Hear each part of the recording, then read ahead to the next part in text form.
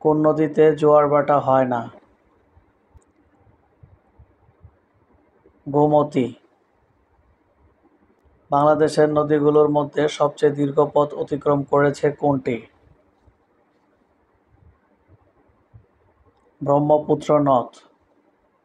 বাংলাদেশের প্রধান নদীবন্দর কোনটি?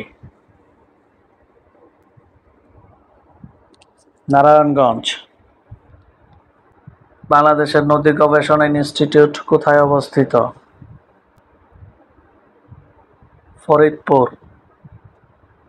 বাংলাদেশ ও ভারতের মধ্যে যৌথ নদী কমিশন গঠিত হয় কত সালে? 1972 সালে। মায়ানমার হতে বাংলাদেশে প্রবেশকারী নদীর সংখ্যা কয়টি? 3টি। নাফ নদীর দৈর্ঘ্য কত? 56 কিলোমিটার।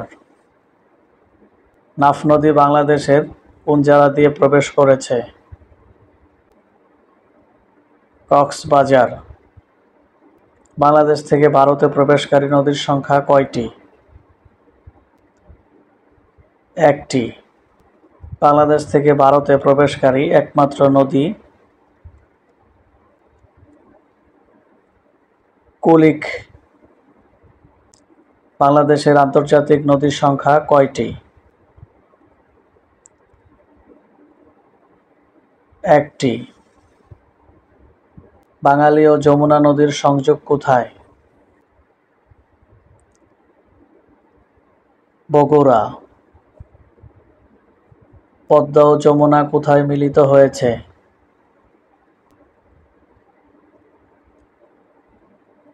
গোয়ালন্দ। কর্ণফুলী নদী কোথায় পতিত হয়েছে? বঙ্গোপসাগরে। ঢাকা শহরকে রক্ষার জন্য বুড়িগঙ্গা নদীর উপর যে বাঁধ দেওয়া হয় তার নাম কি?